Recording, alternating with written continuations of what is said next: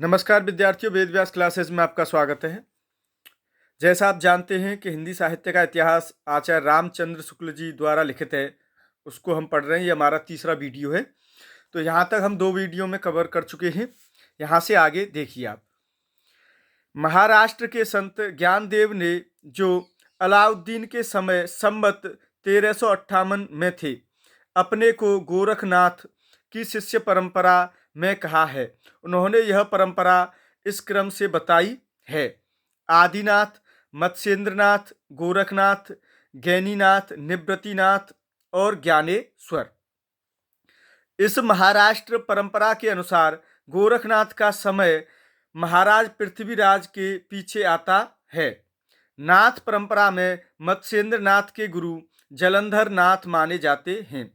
Vote के ग्रंथों में भी सिद्ध जलंधर आदिनाथ कहे गए हैं। तो आदिनाथ किसे कहा गया है? तो ये सिद्ध जलंधर को।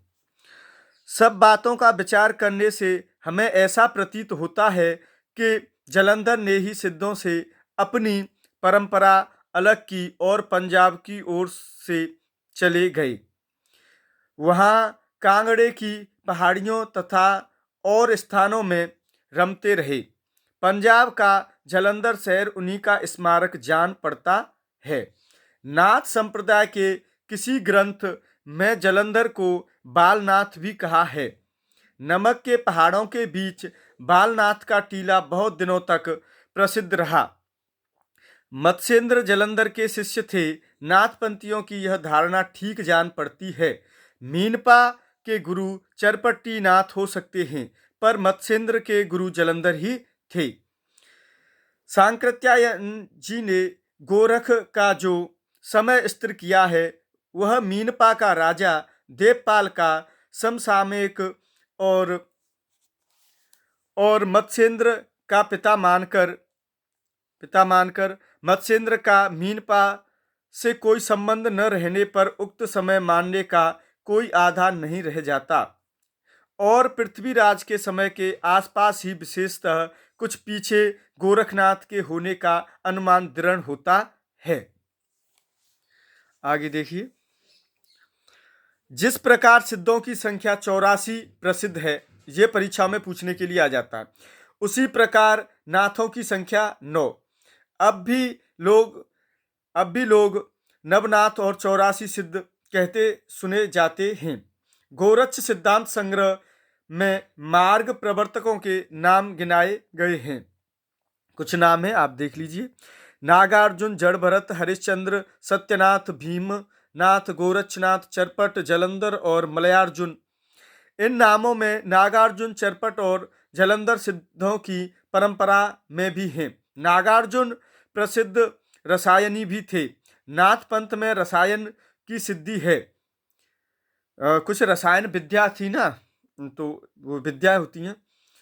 नाथ पंथ सिद्धों की परंपरा से ही छटकर निकला और इसमें कोई संदेह नहीं है। देखो, नाथ पंथ कहाँ से निकला था, तो ये आप याद रखेंगे इस पॉइंट को। देखो, ये ऑथेंटिक बुक है। आचार्य रामचंद्र शुक्ल जी जो है, इसके राइटर हैं, इतिहासकार हैं। तो बाद बाकी किसी भी बुक का नहीं चलेगा आपका। अगर आप आपत्ति लगाते हैं तो इस बुक की आपकी मान्य होगी। ऑथेंटिक बुक का यही लाभ होता है पढ़ने का, कि आप इसमें जो भी लिख रहा है वो सब सही है। इतिहास से इस बात का पता लगता है कि महमूद गजनबी के भी कुछ पहले सिंध और मुल्तान में भी कुछ मुसलमान बस गए थे, जिनमें कुछ सूफी भी थे। बहुत से सूफियों ने भारतीय योगियों से प्राणायाम आदि की क्रियाएं भी सीखी, इसका उल्लेख मिलता है। अतः गोरखनाथ चाहे विक्रम, हाँ यहां देखिए आप, चाहे विक्रम की 10वीं शताब्दी में हुए हों, चाहे 13वीं में, उनका मुसलमानों से परिचित होना अच्छी तरह माना जा सकता है, क्योंकि जैसा कहा जा चुका है, उन्होंने अपने पंथ का प्रचार पंजाब और राजपूताने की ओर किया। इतिहास और जनश्रुति से इस बात का पता लगता है कि सूफी फकीरों और पीरों के द्वारा इस्लाम को जनप्रिय बनाने का उद्योग भारत में बहुत दिनों तक चलता रहा।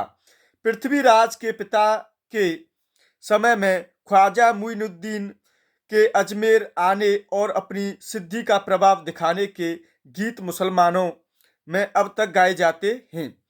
चमत्कारों पर विश्वास करने वाला भोली भाली जनता के बीच अपना प्रभाव फैलाने में इन पीरों और फकीरों को सिद्धों और योगियों से मुकाबला करना पड़ा, जिनका प्रभाव पहले से जमा चला आ रहा था। भारतीय मुसलमानों के बीच विशेषतः सूफियों की परंपरा में ऐसी अनेक कहानियां चली जिनमें किसी पीर ने किसी सिद्ध या योगी को करामात में पछाड़ दिया। तो आप समझ रहे होंगे, कई योगियों के साथ ख्वाजा मुइनुद्दीन का भी ऐसा ही करामाती दंगल कहा जाता है। तो पहले कुछ जो थे उन पे सिद्धियां थीं।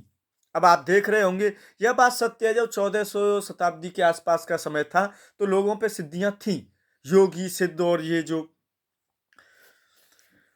हाँ, तो यहाँ से देखिए, देख कुछ चीज़ें आपको नहीं मिलेंगी इस इतिहास में। ऐसा नहीं है कि आपको कुछ चीज़ें सब में अलग मिलती हैं। देख कुछ बुकें जो होती हैं सारी, उसमें 70% या 80% तो एक जैसा ही सिलेबस मिलेगा, लेकिन 20-30% तो ये बुक तो थोड़ी सी सभी इंपोर्टेंट है हिंदी साहित्य के लिए। तो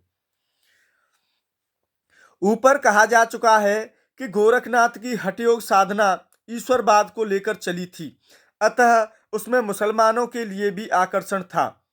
ईश्वर से मिलाने वाले योग हिंदुओं और मुसलमानों दोनों के लिए एक सामान्य साधना के रूप में आगे रखा जा सकता है। यह बात गोरखनाथ को दिखाई पड़ी थी। उसमें मुसलमानों को अप्रिय मूर्ति पूजा और बहुदेवोपासना की आवश्यकता न थी, अतः उन्होंने दोनों के विद्वेष भाव को दूर करके साधना का एक सामान्य मार्ग निकालने की संभावना समझी थी और वे उसका संस्कार अपनी शिष्य परंपरा में छोड़ गए थे। नाथ संप्रदाय के सिद्धांतों ग्रंथों में ईश्वरोपासना के बाह्य विधानों के प्रति उपेक्षा प्रकट की गई है। घट के भीतर ही ईश्वर को प्राप्त करने पर जोर दिया गया है। वेद शास्त्र का अध्ययन व्यर्थ ठहराकर विद्वानों के प्रति आश्रय अश्रद्धा, ये पता नहीं कुछ मिसप्रिंट हो रहा है यार, आश्रय प्रकट की गई, नहीं कुछ और शब्द होगा, प्रकट की गई है।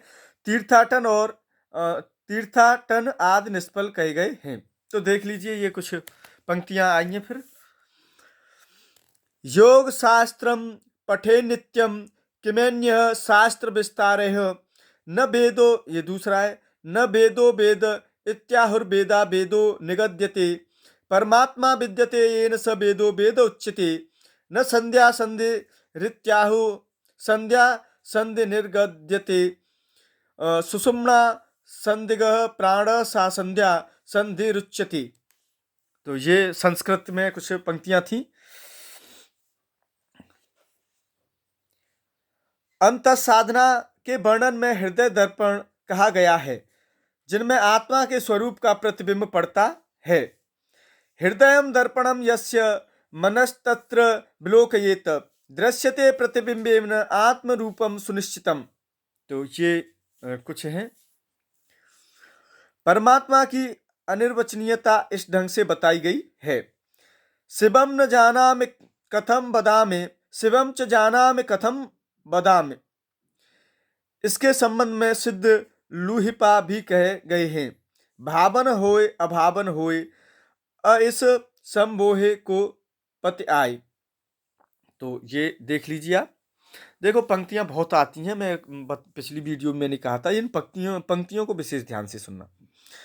नाद नाद और बिंदु संज्ञाएं वज्रयान सिद्धों में बराबर चलती रही।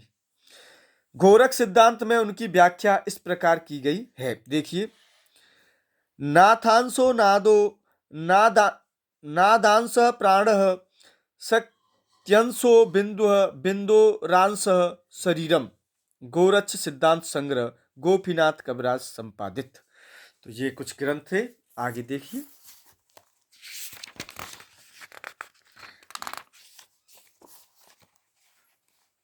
ऐसे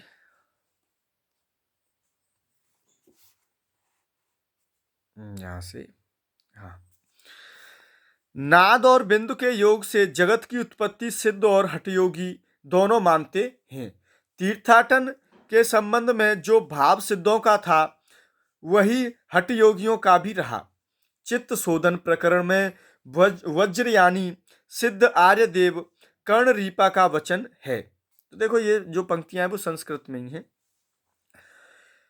प्रतरन्नपि गंगायाम नेव स्वा शुद्धमहर्हति तस्माद्धर नहीं तस्माद्धर्मधियाम पुंसाम तीर्थ स्नानम तु निष्फलम धर्मो यदि भवेत स्नाताम कैवर्तानाम कृतार्थता नक्तम दिवम प्रविष्टनाम मत्स्यादीनाम तो का कथा। संस्कृत है ये। जनता के बीच इस प्रकार के प्रभाव क्रमशः ऐसे गीतों के रूप में निर्गुणपंथी संतों द्वारा आगे भी बराबर फैल रहे। जैसे देखिए आप इस पंक्ति को, गंगा के नहाए कहो को नर तरगे मछली न तरी जाको पानी में घर। तो देखो ये बात तो बिल्कुल सत्य है, मछली का पानी में घर होता है और मछली तर नहीं पाती है। यहाँ पर यह बात ध्यान में रखना आवश्यक है कि 84 सिद्धों में बहुत से मछुए, चमार, धोबी, डोम, कहार और लकड़हारे, दर्जी तथा बहुत से शूद्र कहे जाने वाले लोग थे। अतः जाति पाति के खंडन तो वे आप ही थे। नाथ संप्रदाय भी जब फैला तब उसमें भी जनता की नीची और अशिक्षित श्रेणियों के बहुत से लोग आए जो शास्त्र ज्ञान संपन्न न थे, जिनकी बुद्धि का विकास बहुत सामान्य कोटि का था, पर अपने को रहस्यदर्शी प्रदर्शित करने के लिए शास्त्रज्ञ पंडितों और विद्वानों को फटकारना भी वे जरूरी समझते थे। सद्गुरु का महात्म्य सिद्धों में भी और उनमें भी बहुत अधिक था। देखो यहां से अब नाथ पंथ के जोगी कान की लौ में बड़े बड़े छेद करके स्फटिक के भारी भारी कुंडल पहनते हैं, इससे कन फटे कहलाते हैं। तो आपको पता चल गया होगा किस प्रकार उनको कन फटे कहते थे। जैसा पहले कहा जा चुका है, इस पंथ का प्रचार राजपूताने तथा पंजाब की ओर ही अधिक रहा। अतः जब मत के प्रचार के लिए इस पंथ में भाषा के भी ग्रंथ लिखे गए, तब उधर की ही प्रचलित भाषा का व्यवहार किया गया। उन्होंने मुसलमानों को भी अपनी बानी सुनानी रहती थी, जिनकी बोली अधिकतर दिल्ली के आसपास की खड़ी बोली थी। इससे उसका मेल भी उसकी बानियों में अधिकतर रहता था। इस प्रकार नाथ पंथ के इन जोगियों ने परंपरा साहित्य की भाषा या काव्य भाषा से, जिसका ढांचा नागर अपभ्रंश या ब्रज का था, अलग एक सधुक्कड़ी भाषा का सहारा लिया, जिसका ढांचा कुछ खड़ी बोली लिए राजस्थानी था। देश भाषा की इन पुस्तकों में पूजा, तीर्थाटन आदि के साथ हज, नमाज आदि का भी उल्लेख पाया जाता है। इस प्रकार की एक पुस्तक का नाम है काफिर बोध। तो काफिर बोध एक पुस्तक है, इसी प्रकार की आप ये देख लेंगे। नाथ पंथ के उपदेशों का प्रभाव हिंदुओं के अतिरिक्त मुसलमानों पर भी प्रारंभ काल में ही पड़ा। बहुत से मुसलमान निम्न श्रेणी के ही सही नाथ पंथ में आए। अब भी इस प्रदेश में बहुत से मुसलमान जोगी गेरुआ वस्त्र पहने, गुदड़ी की लंबी झोली लटकाए, सारंगी बजा कर कल में अमर राजा भरथरी के गीत गाते फिरते हैं। भरथरी एक राजा हुए थे, जिनको भरथरी नाम से जानते हैं शायद अब। और पूछने पर गोरखनाथ को अपना आदि गुरु बताते हैं। ये राजा गोपी चंद के भी गीत गाते हैं, जो बंगाल में चटगांव के राजा थे और जिनकी माता मैनावती कहीं गोरख की शिष्या और कहीं जलंधर की शिष्या कही गई हैं। देश भाषा में लिखे गोरख पंत की पुस्तकें गद्य और पद्य दोनों में हैं और विक्रम संवत 1400 के आसपास की रचनाएं हैं। इनमें सांप्रदायिक शिक्षा और शिक्षा है। जो पुस्तकें पाई गई हैं उनके नाम ये हैं: गोरख गणेश गोष्ठी, महादेव गोरख संवाद, गोरखनाथ जी की 17 कला, गोरख बोध, दत्त गोरख संवाद, योगेश्वरी साखी, नरवय बोध, विराट पुराण, गोरखसार, गोरखनाथ की वाणी। ये सब ग्रंथ गोरख के नहीं उनके अनुयायी शिष्यों के रचे हैं। गोरख के समय जो भाषा लिखने पढ़ने में व्यवहृत होती थी उसमें, हाँ ये अब दिख रहा होगा आपको, उसमें प्राकृत या अपभ्रंश शब्दों का थोड़ा या बहुत मेल अवश्य रहता था। उपर्युक्त पुस्तकों में नरवय बोध के नाम नरवय नरपति में ही अपभ्रंश का आभास है। इन पुस्तकों में अधिकतर संस्कृत ग्रंथों के अनुवाद हैं। यह बात उनकी भाषा के ढंग से ही प्रकट होती है। विराट पुराण संस्कृत के बैराट पुराण का अनुवाद है। गोरख पंथ के ये संस्कृत ग्रंथ पाए जाते हैं। देखिए, सिद्धांत पद्धति, विवेक मारदंड, शक्ति संगम तंत्र, निरंजन पुराण, बैराट पुराण। हिंदी भाषा में लिखी पुस्तकें अधिकतर इन्हीं के अनुवाद या सार हैं। हाँ, साखी और बानी में शायद कुछ रचना गोरख की हों। पद का एक नमूना देखिए: स्वामी तुम्हि गुरु गोसाई, अम हे जो शिव शबद एक बूझबा, निरारंभे चेला कूड़ विधि रहे, सतगुरु होय स पूछा कहे। अब दूरैया हाटे बाटे, रूप विरस की छाया, तजबा काम क्रोध लोभ मोह संसार की माया। यह पंक्ति आ जाती है पूछने के लिए परीक्षाओं में।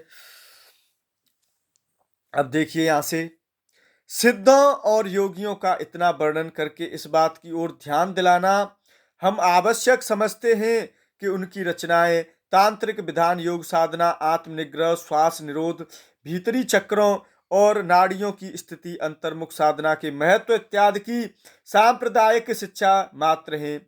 जीवन की स्वाभाविक अनुभूतियों और दशाओं से उनका कोई संबंध नहीं, अतः वे शुद्ध साहित्य के अंतर्गत नहीं आती। उनको उसी रूप में ग्रहण करना चाहिए जिस रूप में ज्योतिष, आयुर्वेद आदि के ग्रंथ। उनका वर्णन यहाँ केवल दो बातों के विचार से किया गया है। पहली बात क्या थी? देखिए, भाषा सिद्धों की उद्धृत रचनाओं की भाषा देश भाषा मिश्रित अपभ्रंश या पुरानी हिंदी की काव्य भाषा है। यह तो स्पष्ट है कि उन्होंने भरसक उसी सर्वमान्य व्यापक काव्य भाषा में लिखा है जो उस समय गुजरात राजपूताने और ब्रजमंडल से लेकर बिहार तक लिखने पढ़ने की शिष्ट भाषा थी। पर मगध में रहने के कारण सिद्धों की भाषा में कुछ पूर्वी प्रयोग भी है, जैसे भैले, बूढ़िल मिले हुए हैं। पुरानी हिंदी की व्यापक काव्य भाषा का ढांचा सौरसेनी प्रसूत अपभ्रंश अर्थात ब्रज और खड़ी बोली पश्चिमी हिंदी का था। वही ढांचा हम उद्धृत रचनाओं के जो सो मार्या, पैठो जाय, किज्जय, करंत जावे, जब तक ताब तब तक, मय को इत्यादि प्रयोगों में पाते हैं। ये प्रयोग मागधी प्रसूत प्राणी बंगला के नहीं, सोरसेनी प्रसूत प्राणी पश्चिमी हिंदी के हैं। सिद्ध कणपा की रचनाओं को यदि हम ध्यान पूर्वक देखें तो एक बात साफ झलकती है, वह यह है कि उनके उपदेश की भाषा तो पुरानी टकसाली हिंदी काव्य भाषा है, पर गीत की भाषा पुरानी बिहारी या पूर्वी बोली मिली है। यही भेद हम आगे चलकर कबीर की साखी रमैनी की भाषा में पाते हैं। साखी की भाषा तो खड़ी बोली राजस्थानी मिश्रित सामान्य भाषा सदुक्कड़ी है। तो देखो, ये आज के हमने एक जो भक्ति काल से संबंधित वीडियो बनाया है उसमें आया है ये पॉइंट। पर रमैनी के पदों की भाषा में काव्य की ब्रज भाषा, तो देखो रमेनी की कौन सी भाषा है, ये भाषाओं से संबंधित प्रश्न बनता ही बनता है। कहीं कहीं पूर्वी बोली भी है, ये देख लीजिए। सिद्धों में सरह सबसे पुराने अर्थात विक्रम संवत 690 के हैं, अतः हिंदी काव्य भाषा के पुराने रूप का पता हमें विक्रम की 7वीं शताब्दी के अंतिम चरण में लगता है। सिद्धों में हाँ ये तो लगता है, ये तो दूसरी बात है सांप्रदायिक प्रवृत्ति और उसके संस्कार की परंपरा। वज्रयानी सिद्धों ने निम्न श्रेणी की प्राय शिक्षित जनता के बीच किस प्रकार के भावों के लिए जगह निकाली, यह दिखाया जा चुका है। उन्होंने भाई पूजा, जातिपात, तीर्थाटन इत्यादि के प्रति उपेक्षा बुद्धि का प्रचार किया। रहस्यदर्शी बनकर शास्त्र के विद्वानों का तिरस्कार करने और मनमाने रूपकों के द्वारा अटपटी बानी। अब देखिए यहां तक मैं आज इसको कवर करूंगा और कल से आपके जो राइटर दे रखे हैं वो प्रारंभ हो जाएंगे। उनके बारे में आचार्य रामचंद्र शुक्ल जी ने क्या क्या लिखा है वो आपके लिए। मैंने देखो इस हिंदी साहित्य के इतिहास को बिल्कुल भी स्किप नहीं किया है, सारा आपके सामने प्रस्तुत किया है जिस प्रकार भी है। क्योंकि कुछ विद्यार्थी कह रहे हैं कि सर इसमें सभी इंपोर्टेंट है, इसको छोड़ना मत। बिल्कुल नहीं छोड़ेंगे। मैं पहेलियां बुझाने का रास्ता दिखाया, घट के भीतर चक्र, नाड़ियां, शून्य देश आदि मानकर साधना करने की बात फैलाई और नाथ, बिंदु, सुरति, निरति ऐसे शब्दों की उद्धरणी करना सिखाया। यही परंपरा अपने ढंग पर नाथपंथियों ने भी जारी रखी। आगे चलकर भक्ति काल में निर्गुण संत संप्रदाय किस प्रकार के वेदांत के ज्ञानवाद, सूफियों के प्रेमवाद तथा वैष्णवों के अहिंसावाद और प्रगतिवाद को मिलाकर सिद्धों और योगियों द्वारा बनाए हुए इस रास्ते पर चल पड़ा, यह आगे दिखाया जाएगा। कबीर आदि संतों को नाथपंथियों से जिस प्रकार साखी और वाणी शब्द मिले, उसी प्रकार साखी और वाणी के लिए बहुत कुछ सामग्री और सदुक्कड़ी भाषा भी। यही दो बातें दिखाने के लिए इस इतिहास में सिद्धों और योगियों का विवरण दिया गया है। देखो यही सब बातें बताने के लिए जितना आप पढ़ते आ रहे हो उसके लिए उन्होंने यह प्रयास किया है। उनकी रचनाओं का जीवन की स्वाभाविक सरणियों, अनुभूतियों और दशाओं में कोई संबंध नहीं। वे सांप्रदायिक शिक्षा मात्र हैं, अतः शुद्ध साहित्य की कोटि में नहीं आ सकती हैं। उन रचनाओं की परंपरा को हम काव्य साहित्य की कोई धारा नहीं कह सकते हैं। अतः धर्म संबंधी रचनाओं की चर्चा छोड़ अब हम सामान्य साहित्य की जो कुछ सामग्री मिलती है उसका उल्लेख उनके संग्रहकर्ताओं और रचयिताओं के क्रम से करते हैं। तो देखो ये अब यहाँ से कल से जो आपका हम स्टार्ट करेंगे हेमचंद्र से स्टार्ट होगा। देखो अब तक आपकी समझ में क्या आया क्या नहीं आया ये तो मुझे पता नहीं है, लेकिन यहाँ से आपकी समझ में आना स्टार्ट हो जाएगा। क्योंकि देखो अब यहाँ से इस प्रकार इसको दे रखा है और सारंगधर जी के बारे में देखो ये आप देख रहे होंगे बताया। फिर आपका आदिकाल या वीरगाथा काल जो ये यहाँ से प्रारंभ हो जाएगा, इसके बारे में कुछ बताया। फिर इसके जो कब हुए हैं उनके बारे में देखो ये आ जाएगा, खुमान रासो। तो अगला वीडियो आपकी समझ में 100% आएगा। और हालांकि आना तो ये भी चाहिए, पर हो सकता है किसी को थ्योरी अच्छी नहीं लगती है। तो आज के लिए विद्यार्थियों बस इतना ही। सभी विद्यार्थियों के लिए बहुत बहुत धन्यवाद।